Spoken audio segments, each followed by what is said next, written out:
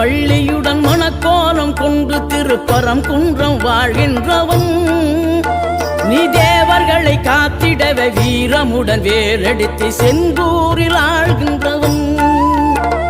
மாங்கனிக்கு கோபம் கொண்டு பார்ப்புகழும் பழனியிலே ஆண்டியன கோலம் கொண்டவன். நீ தத்துவத்தின் சாரெடுத்து சுவாமி மலை எல்லையிலே தகப்பனுக்கு பாடம் சொன்னவன். காவல் என நின்று பெரும் சினம் தணிந்து தணிகையில கண் குளிர காட்சி தந்தவன். நீ பாங்குடனே கருள் தரவே பழமுதிரும் சோலையில பரஞ்சோதியாய் நின்றவன்.